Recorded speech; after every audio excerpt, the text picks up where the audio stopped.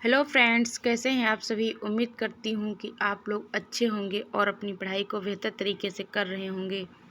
स्वागत करती हूँ आपका आपके अपने यूट्यूब चैनल भीम अकेडमी 91 पर। तो चलिए आज शुरू करते हैं हिंदी पैडागॉजी की क्लास।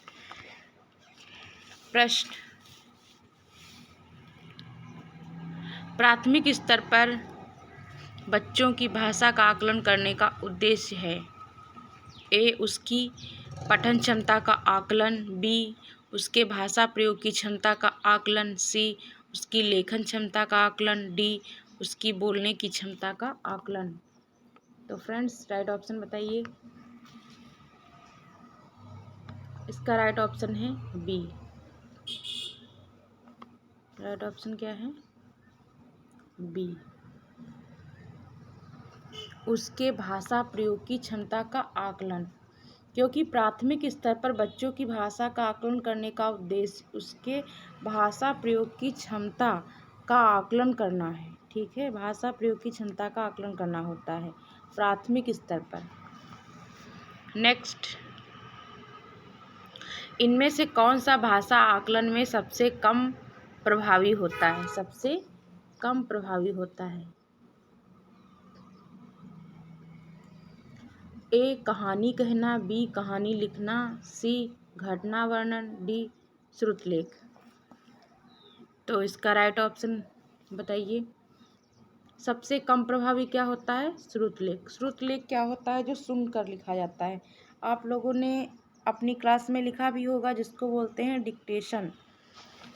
इस विधि में क्या होता है? इस विधि में व्यक्ति बोलता है, एक व्यक्ति बोलता है और दूसरा उसे सुनकर लिखता है। इसका प्रयोग वर्तनी सुधारने के लिए किया जाता है। ओके। नेक्स्ट, आकलन की प्रक्रिया में केवल बच्चों की क्षमताओं का आकलन नहीं होता, बल्कि शिक्षक की शिक्षण प्रक्रिया का भी आकलन होता है। यह विचार क्या है? ए, पूर्णतः सही है। बी, पूर्णतः गलत है। सी, अंशतः सही है। डी, निराधार है। तो इसका राइट ऑप्शन क्या है? यह क्या है? पूर्णतः सही है। यह क्या है? पूर्णतः सही है। ओके। नेक्स्ट, रीमा ने तीसरी कक्षा में पढ़ने वाली रितिका की भाषा क्षमता, भाषा निष्पादन संबंधी क्रमिक प्रगति का ब्यौरा उसके अभिभावकों को दिया। रीमा ने डैश आधार पर यह जानकारी दी। ए, अवलोकन। B, portfolio. सी, जांच सूची। और डी, लिखित परीक्षा। किसके आधार पर उसने दिया? उनके अभिभावकों का ब्यौरा। तो राइट ऑप्शन क्या है इसका? बी ऑप्शन क्या है? बी, पोर्टफोलियो के आधार पर यह जानकारी दी। पोर्टफोलियो क्या होता है? किसी संस्था या व्यक्ति द्वारा किए गए निवेशों का एक उचित संग्रह होता है, जिसमें सभी बच्चे की क्या होती है?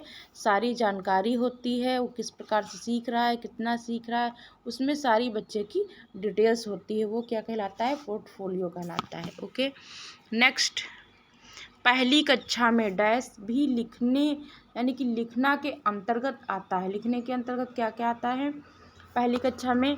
तो ए, वाक्य लिखना। बी, शब्द लिखना। सी, अक्षर बनाना। और डी, चित्र बनाना। तो राइट ऑप्शन इसका क्या है? पहली कक्षा में डैश भी लिखना के अंतर्गत आता है।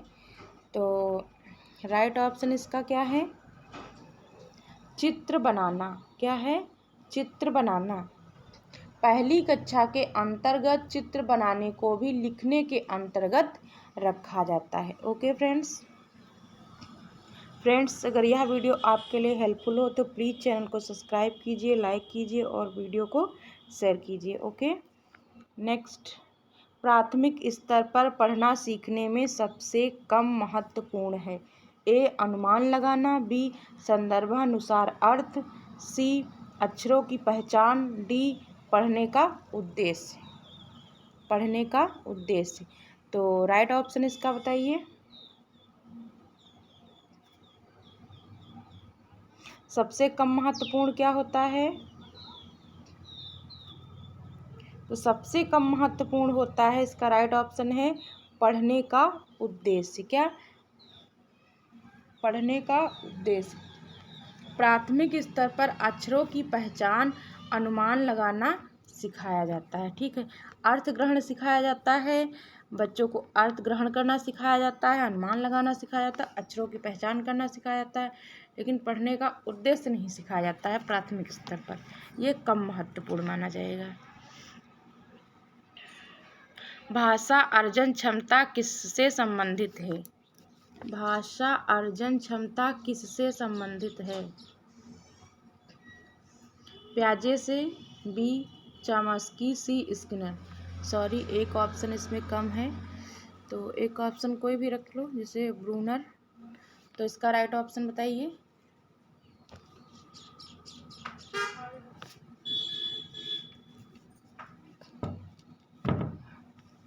इसका राइट ऑप्शन है बी चामस्की।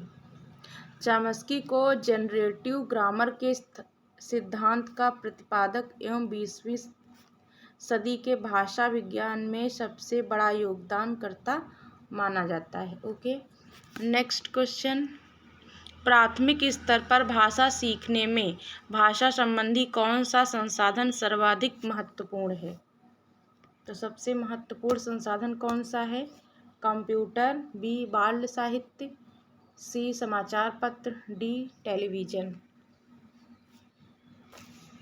प्राथमिक स्तर पर बताया गया तो सबसे इम्पोर्टेंट क्या है प्राथमिक स्तर पर? सबसे बाल साहित्य होगा। क्या होगा? बाल साहित्य से बच्चे सीखने में रुचि भी लेंगे और सीखने में सहजता भी महसूस करेंगे और अच्छी तरीके से वो सीखने में सफल भी होंगे। नेक्स्ट, बच्चे अपनी मातृभाषा का प्रयोग करते हुए हिंदी भाषा की क्षमता में अपनी बात कहते हैं।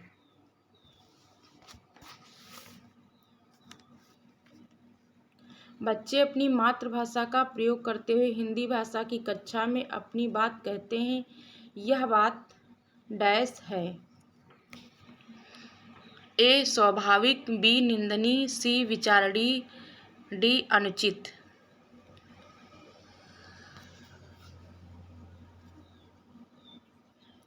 तो राइट ऑप्शन इसका क्या है? ए ऑप्शन स्वाभाविक, क्योंकि मातृभाषा का प्रयोग करना बच्चे स्वाभाविक रूप से सीखते हैं, सहज रूप से और स्वाभाविक रूप से सीख जाते हैं। नेक्स्ट, बहुभाषिकता हमारी पहचान भी है और हमारी डैश व का अभिन्न अंग भी। तो इसका राइट ऑप्शन क्या है? ए ऑप्शन सभ्यता संस्कृति, बी सभ्यता साहित्य, सी संस्कृत साहित्य, डी संस्कृत और चुनौतियाँ। तो फ्रेंड्स, इसका राइट ऑप्शन क्या होगा? सभ्यता और संस्कृति। तो यहाँ पे क्या आएगा? बहुभाषिकता हमारी पहचान भी है और हमारी सभ्यता व संस्कृत का अभिन्न अंग भी। नेक्स्ट, प्राथमिक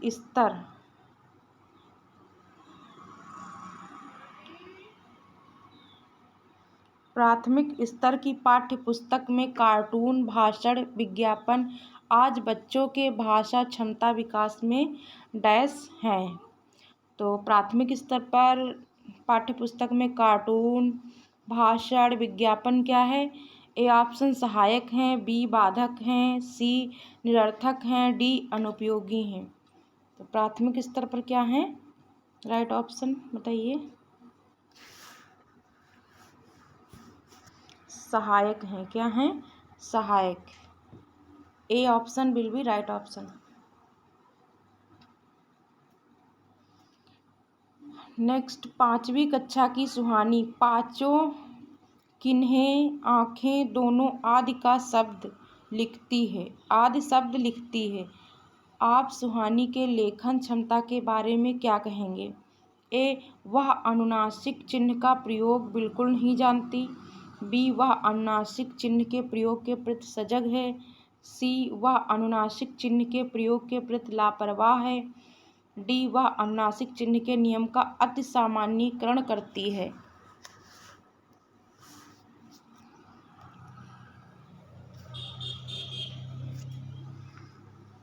तो फ्रेंड्स, इसका राइट ऑप्शन क्या होगा? बी, वह अनुनासिक चिन्ह के प्रयोग के प्रति सजग है। विद्यालय में भाषा शिक्षण के लिए कोई कार्यक्रम शुरू करते समय सबसे महत्वपूर्ण है। बच्चों की लिखित क्षमता को पहचानना। बी, बच्चों की सहज भाषा की क्षमता को पहचानना। सी, बच्चे की पठन क्षमता को पहचानना। और फोर्थ ऑप्शन दे देते हैं, बच्चे की पठन क्षमता को पहचानना और बच्चे की सहज मौखिक अभिव्यक्ति को पहचानना। ठीक, तो फ्रेंड्स राइट ऑप्शन क्या है इसका? बी ऑप्शन, बच्चों की सहज भाषा की क्षमता को पहचानना। नेक्स्ट, कई बार बच्चे जब स्कूल जाते हैं तो 2 या 3 भाषाओं को डैश और बोलने की क्षमता से लैस होते हैं। ए ऑप्शन, पढ़ने, बी लिखने, सी रटने और डी समझने।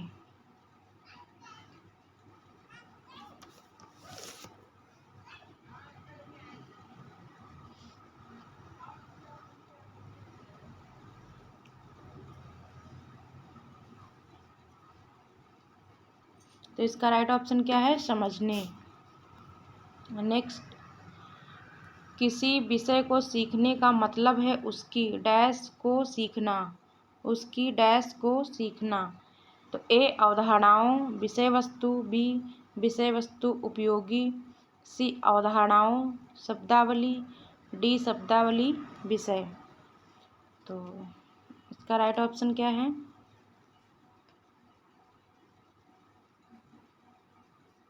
अवधारणाओं शब्दावली।